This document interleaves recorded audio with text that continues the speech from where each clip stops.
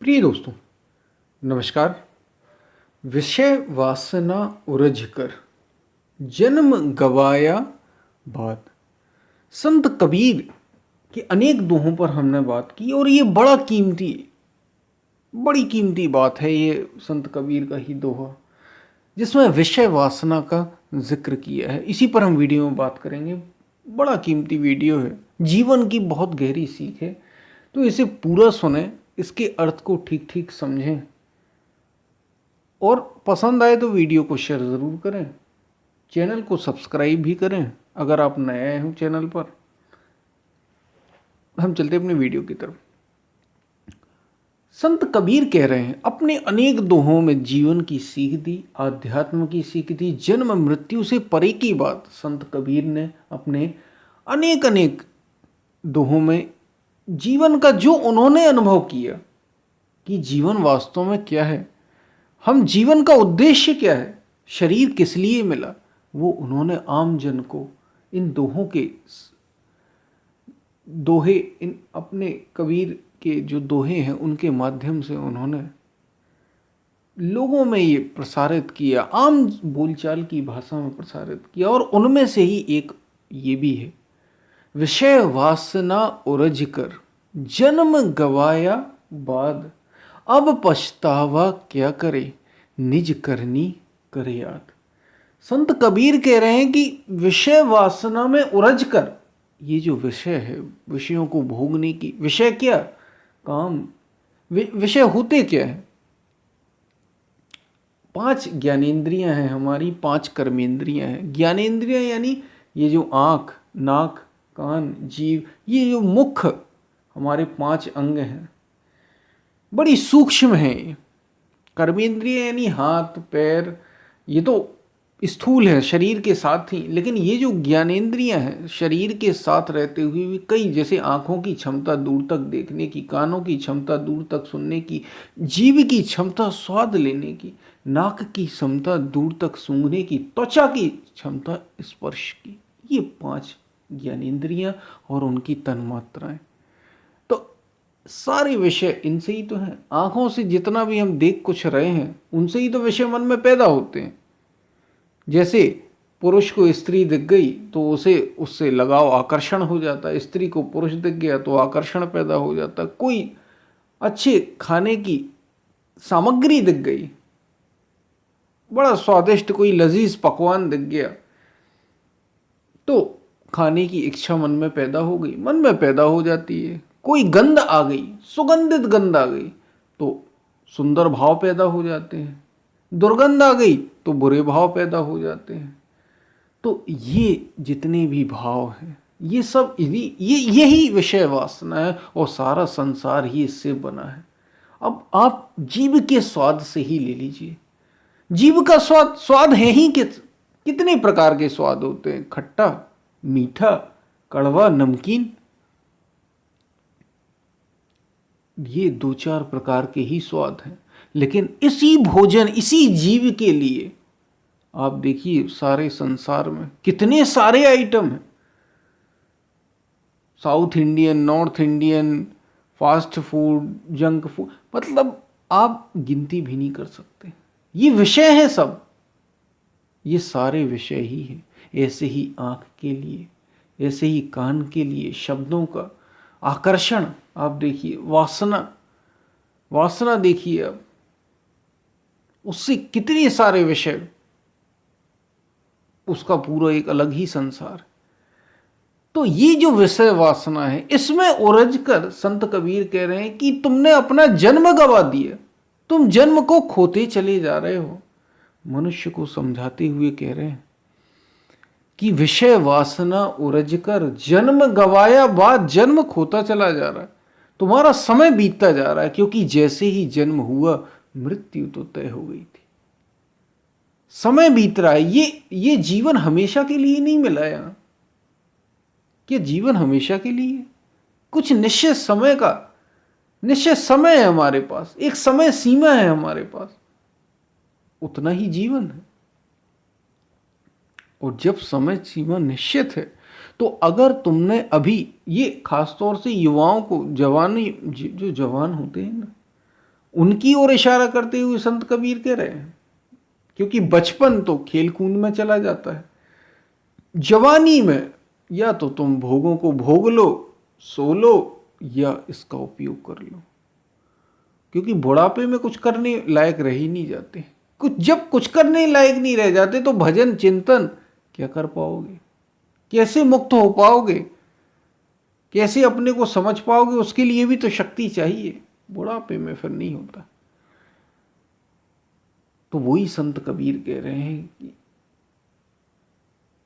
विषय वासना उरज कर जन्म गवाया बाद, अब पछतावा क्या करे। और फिर तुम पछतावा कर रहे हो। जब आदमी बुढ़ापे में पहुंच जाता है ना, जब शरीर काम नहीं करता, हाथ पैर चलते नहीं, शक्ति बचती नहीं, अब पछतावा क्या करे। फिर पछतावा ही हाथ लगता है। निज करनी कर याद, संत कबीर कह रहे हैं अब पछतावा क्या करे, निज करनी कर याद। जो तुमने करनी की थी उसको याद करो। तुमने ही तो काम को मौका दिया, तुमने ही क्रोध को मौका दिया, लोभ को मौका दिया, मोह को मौका दिया। कोई नहीं, फिर कोई नहीं सुनने वाला। और फिर पछतावे से भी क्या फायदा। अपनी करनी को याद करो कि जैसा किया था वैसा मिल रहा है, संतोष तो रहेगा। ये सचेत कर रहे हैं संत कबीर। एक तो सचेत उनको कर रहे हैं जो अभी बूढ़े हुए नहीं, जो जवान है, जो प्रौढ़ है, जिनमें अभी शक्ति है, जिनमें अभी ऊर्जा है, कि वे समझ जाएं, वे सचेत हो जाएं कि ये विषय वासना बड़ी विकट है, बड़ी प्रबल है। ये सारे मनुष्य की सारी क्षमता को निचोड़ लेती है, सारी क्षमता को। वो फिर किसी काम का नहीं रह जाता। इसमें अगर उलझे, क्योंकि मन का पट प्रसार गो गोचर जहां लग मन जाई, सो सब माया जाने उबाई। जहां जहां तक ये मन जा रहा, उड़ान भर रहा, सब माया है। तो अगर इसमें उलझे तो उलझते चले जाओगे। जैसे हमने बात की कि भोजन की ही वैरायटियां, खाने की आप देख लो, कितने सारे आइटम नहीं है आज दुनिया में। आप खा खा के थक जाओगे, शायद एक जन्म में तो खा भी ना पाओ, इतने आइटम है।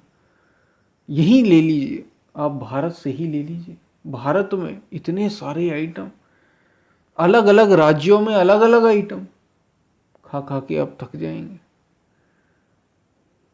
अब पछतावा तो एक से ही, अगर इसमें विषय वासना में उलझ गए तो जन्म चला जाएगा, बेकार चला जाएगा। जन्म खो ही दोगे तुम अपना। और फिर पछतावा करने से फिर क्या फायदा। अब पछतावा क्या करे, निज करनी करे याद। जो तुमने किया उसको याद करो, उसी का परिणाम आज तुम्हारे सामने है। रात दिन काम क्रोध लोभ मोह विषय वासना में डूबे रहे, इंद्रिय सुख में डूबे रहे, तो कैसे अब तुम्हें मुक्ति मिले, कैसे शांति मिले, मन शांत कैसे हो। बुढ़ापे का, वृद्धावस्था का यही एक प्रश्न है। और हर किसी के साथ ये घटना ही घटना है, और कुछ हो या ना हो। इसलिए ये सचेत भी संत कबीर ये सब सचेत कर रहे हैं वो युवाओं को, जो जवान हैं, जो प्रौढ़ावस्था में, जिनके पास अभी शक्ति है, उन्हें सचेत कर रहे हैं। और जो अब वृद्ध हो गए उनको सांत्वना भी दे रहे हैं कि अब पछतावा करने से क्या फायदा। विषय वासना में उलझे रहे, स्त्री सुख में, संतान सुख में, विषयों के सुख में, धन के सुख में, नाम के सुख में, पद के सुख में, संपत्ति के सुख में, शारीरिक बल के सुख में, जब इन सुखों में डूबे रहे तो फिर कैसे मुक्त हो जाओगे। अब कैसे शांति मिलेगी। अब यही विषय याद आएंगे, यही तुम्हें कष्ट देंगे। इसलिए कह रहे अब पछतावा क्या करें, निज करनी कर याद। अपनी करनी को याद करो, अपनी करनी को।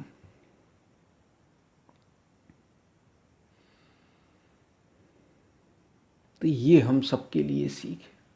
विषय वासना में अगर उलझे हम तो जीवन यूं ही बीत जाएगा। क्योंकि जन्म के साथ ही, जैसे हमने पहले ही बात की, जन्म के साथ जब मृत्यु तय ही हो गई, और जन्म और मृत्यु के बीच जीवन छोटा है, बड़ा थोड़ा है, हमेशा के लिए नहीं है। आप यहाँ निश्चित मात्रा है समय की आपके पास, टाइम, विद इन टाइम, घड़ी की सुई भागती जा रही है, भागती जा रही है। तो उसे खोज लो जो सत्य है, उसे पालो जो सत्य है, ईश्वर का चिंतन कर लो, जिसको ईश्वर कहा ना, आत्मा कहा, परमात्मा कहा, जो हृदय में स्थित है तुम्हारे, तो कुछ शांति मिल पाएगी तुम्हें। चाहे भक्ति मार्ग से, ज्ञान मार्ग से, योग मार्ग से, राजमार्ग, राजयोग से, कहीं से भी करो, तुम इस रास्ते पर आ बस जाओ, चल पड़ो। और सरलता चाहिए तो गीता का मार्ग चुन लो, बड़ी सरल तरीके से आ जाओ। और भी सरल चाहिए, सबसे सरल चाहिए तो बस नाम सुमरन में लग जाओ। सबसे सरल, हृदय से पुकारना शुरू कर दो उस परमात्मा को। कोई भी नाम, छोटे सा नाम लेके चल पड़ो। सांसों को अपनी देखना शुरू करो, कई सारी विधियां हैं, लेकिन चलो तो, कुछ तो करो, कदम तो बढ़ाओ। नहीं तो अगर विषय वासना में ही उलझे रह गए, अगर बाहर बाहर ही जीवन बिता दिया, तो अंत में पछताना पड़ेगा। जैसे सब पछता रहे हैं वैसे तुम्हें भी पछताना पड़ेगा। और जो अब पछता रहे हैं उन्हें भी अब पछताने की कोई ज़रूरत नहीं है। उन्हें बड़े सांत्वना दे रहे हैं संत कबीर कि अब जो किया था वो मिल रहा है, जो बोया था वो काटोगे ही काटोगे। तो अब परेशानी की कोई बात नहीं, सांत्वना दे रहे हैं। अब पछतावा क्या करे, निज करनी करे याद, अपनी करनी का याद करो। विषय वासना में उलझे थे तो जन्म चला गया। ये केवल इसलिए नहीं है कि लोग सांत्वना दे रहे हैं, इससे भी सजगता हो जाती है। संत कबीर महापुरुष हैं, इससे भी कल्याण हो जाता है। अगर कोई व्यक्ति इतना सजग हो जाए, मरते समय भी अगर ये सजग हो जाए, इतनी सजगता, इतनी जागरूकता अपने भीतर ले आए कि विषय वासना में जन्म गया तो गया, लेकिन मैं शरीर नहीं, मैं मन नहीं, तो भी उसे पुण्य लाभ होता है। कुछ ना कुछ लाभ तो उसे होगा ही होगा। तो उसको भी लाभ हो जाए। जो पछतावा कर रहे हैं, अब रो रहे हैं, अब परेशान हो रहे हैं, अब शांति नहीं मिल रही, अब कुछ बचा नहीं जीवन में, उन्हें भी कुछ सत्य की झलक मिल जाए, उनके लिए भी प्रबंध कर रहे हैं संत कबीर। और उनके लिए, उनको सचेत कर रहे हैं जो अभी युवा हैं, जिनके पास अभी समय है, उन्हें भी सचेत कर रहे हैं कि वे जाग जाएं। सोए ना जीवन बिता दें, जागें। और केवल जागें ही नहीं, भीतर की ओर भागें, अपने को जानने में समय लगाएं, ऊर्जा अपनी वहाँ खर्च करें, क्योंकि ऊर्जा ही, कुछ समय है और कुछ ऊर्जा, इसका उपयोग करके ये जन्म, शरीर को सार्थक करना है।